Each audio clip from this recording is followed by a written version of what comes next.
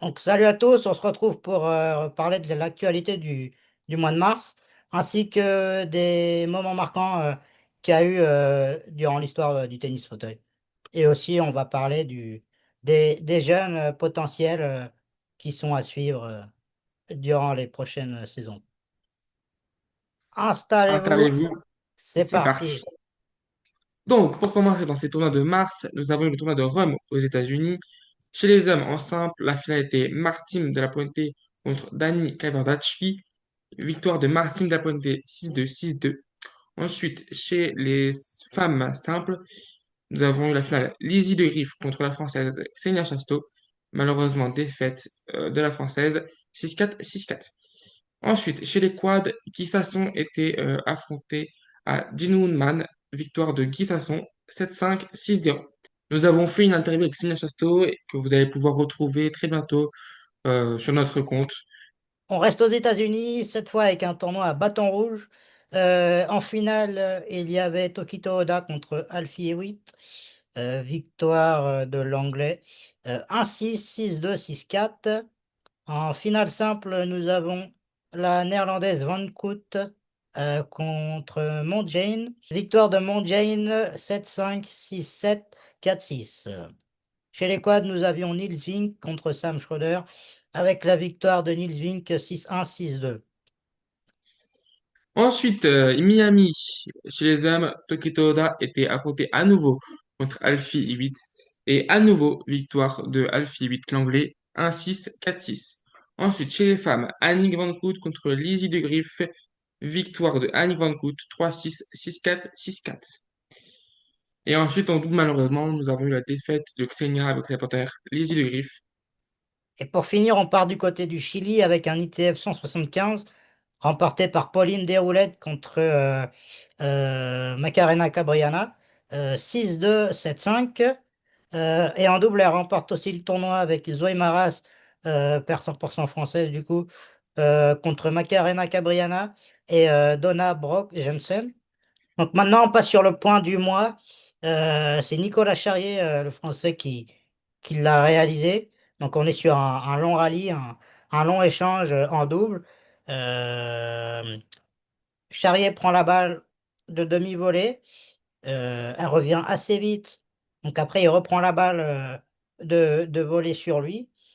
Ensuite, il va se replacer en fond de cours, sauf qu'il est dos au terrain et la balle revient assez vite sur lui.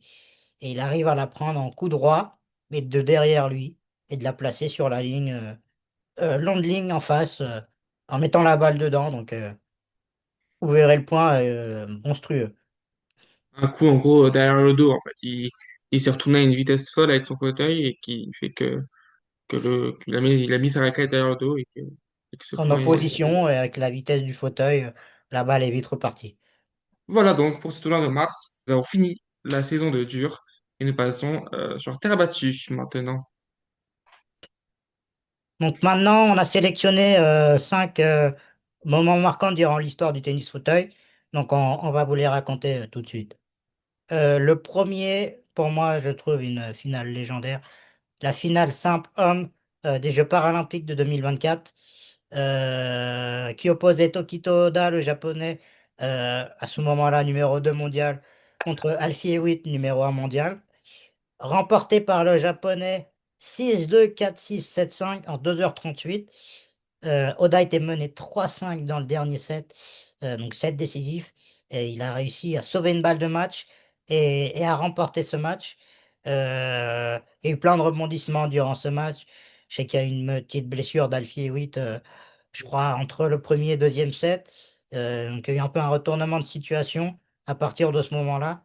Mais l'ambiance était présente, c'était un match exceptionnel, je trouve. Et du coup, suite à ça, il devient champion paralympique pour la première fois de sa carrière. Il devient également, à 18 ans et 123 jours, le plus jeune champion paralympique de tennis fauteuil masculin. Il succède à son compatriote Shingo Kunieda, japonais également, au palmarès paralympique. Ensuite, nous avons décidé de parler de la finale femme des Jeux paralympiques de Londres 2012, qui était donc Esther Verger, numéro 1 mondial à ce moment-là, contre Annick Van Koot, numéro 2 mondial. victoire de Esther Verger 6-2, 6-3. C'était son dernier match de sa carrière à Verger, après être vaincu depuis 2003.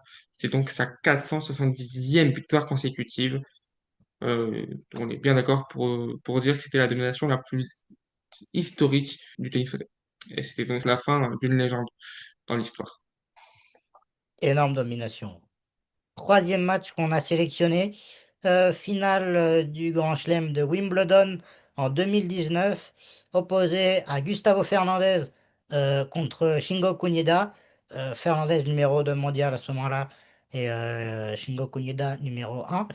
Victoire de l'Argentin 4-6, 6-3, 6-2. Gustavo gagne son quatrième Grand Chelem de l'année et devient donc le premier joueur de tennis fauteuil masculin de l'histoire à remporter les quatre Grands Chelems dans une même saison. Et ce qui met un terme à la domination du Japonais qui était monstrueuse sur le circuit international. Ensuite, on va parler de la finale double homme des Jeux paralympiques de Tokyo 2020, qui opposait donc la paire française Stéphane Audet et Nicolas Pfeiffer face à la paire anglaise Alfie 8 et Gordon Reed. La paire anglaise, à ce moment-là, dominait totalement le circuit, mais était contre la paire championne en titre aux Jeux de 2016. Et donc, sur le papier, les Anglais étaient quand même un peu plus favoris, mais les Français pouvaient faire de grandes choses et étaient dangereux dans les grosses confrontations. C'est pour ça qu'ils ont gagné cette finale, donc 7-5, 0-6, 7-6 et donc 7-3 au tie-break. On passe maintenant à la finale homme de l'US Open 2020 qui était confronté au GOAT Shingo Kunieda, numéro 1 mondial, contre Alfie Hewitt, l'anglais numéro 3 mondial. Remporté par le japonais Kunieda 6-3, 3-6, 7-6. C'est une des finales les plus serrées de l'histoire du tennis fauteuil. Alfie Hewitt visait un troisième titre consécutif à l'US Open, mais Kunieda a brisé ses rêves hein, et remporte son septième US Open. Maintenant, nous allons parler des jeunes que vous allez découvrir dans les prochaines décennies et que nous pensons qu'ils peuvent faire une grosse carrière. Tout d'abord, on va parler de l'Angleterre, qui est un pays qui donne beaucoup pour ces jeunes et qui a donc quatre gros jeunes là, qui sont en train d'exploser dans le classement junior. Tout d'abord, nous avons Matthew Knowson, qui a 13 ans, qui est troisième mondial chez les juniors actuellement. Ensuite, Lucas John Degouvia, 15 ans, quatrième mondial. Ensuite, Will Barton, 15 ans, sixième mondial. Et chez les filles, Lucy Foyster, 13 ans, sixième mondial. Les garçons, ils sont champions du monde en titre de Coupe du monde junior. Donc c'est une nation vraiment qui mise beaucoup pour ces jeunes, qui met beaucoup de moyens financièrement pour l'acquisition de matériel. Il y a beaucoup de stages aussi, donc ils misent beaucoup sur ça. Donc maintenant, on passe à l'Australie, qui a le très jeune Gene Woodman, qui a 16 ans, numéro 1 mondial chez les juniors. Vraiment une pépite qui progresse assez vite, déjà sur le circuit adulte qui arrive à performer. Il y a aussi Arlo Shawcross, 14 ans, 5e mondial. Et pour finir, Sonny Reninson, qui a 13 ans et qui est 7e mondial. Ensuite, nous allons parler de la Belgique avec leurs deux gros pépites. Donc, tout d'abord, Alexander Lanterman qui a 16 ans et qui est deuxième mondial, et Luna Grip, 17 ans, qui est première mondiale. C'est l'une des plus fortes nations de ces dernières années chez les juniors, avec ces deux jeunes là qui sont juste exceptionnels. Donc, côté Japon, qui est une très grosse nation de tennis fauteuil, comme la Chine d'ailleurs, avec Seira Matsuoka, 16 ans, qui est deuxième mondial chez les filles juniors. Et nous avons le garçon Hirome Inoue, 13 ans et 8e mondial. Et pour finir, nous allons parler de la France avec Cléogine Perdal, 14 ans, 7e mondial, Manon Dayan, 17 ans, 10e mondial, et nous avons Melville Verden-Cloquet, qui a 13 ans, qui est 47e mondial, mais qui est chez les quads, donc évidemment, face à ceux qui sont en open, c'est plus difficile, mais il aura forcément une grande carrière, en tout cas on l'espère, en quad. Donc maintenant, on va faire une comparaison avec Tokito Oda et Shingo Kunida, considérés comme beaucoup comme la légende du tennis fauteuil.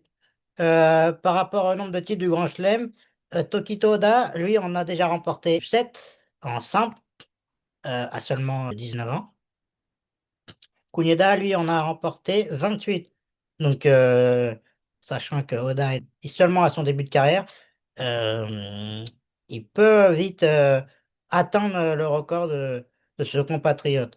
Pour ce qui est des Jeux paralympiques, Kounina en a trois en 2008, en 2012 et en 2020. Oda, à celui de Paris 2024, a seulement 18 ans. Oda est donc, comme on l'a dit, le plus jeune champion paralympique de l'histoire. Il peut donc rivaliser, je pense, avec le palmarès paralympique de Shingo Kunida. Donc, Tokito Oda est assez précoce. Il est devenu numéro un mondial très jeune, entre ses 17 ans et 18 ans. Kunida, lui, a dominé le circuit sur plus de 15 ans. Les deux ont un style de jeu assez différent. Kunida, lui, il est plus reposé, il est régulier, il a un gros mental, il est très complet comme joueur. Tokito Oda, lui, il est assez agressif, hargneux, avec une prise de balle tôt et un rythme assez élevé pendant les échanges. Donc, pour résumer, Oda est en avance sur la légende Kunida à son âge. Il a une avance assez élevée dans tout son palmarès. Il peut aller très loin. Donc, je vais te poser une question, Alan. Selon toi, est-ce que Oda peut égaler Kunida ou voir aller au-dessus, ou alors c'est impossible vu la longévité demandée? Je pense que Kunida, ça a vraiment été une légende, avec beaucoup de titres et un gros mental. Oda a déjà gagné pas mal de choses. Il est déjà numéro un mondial. Il est déjà jeune. Donc, je pense qu'il peut rivaliser. Euh, Dépasser, peut-être pas. Hmm. Parce que ce que Kunida a fait, quand même, c'est énorme. Mais il peut rivaliser en étant proche ou en égalant son record. On est un peu sur du Alcaraz Nadal, un peu. Ouais, voilà, exactement. Donc voilà, on en a fini. Merci à tous de nous avoir écoutés. C'était en roue libre. À À très très vite. vite.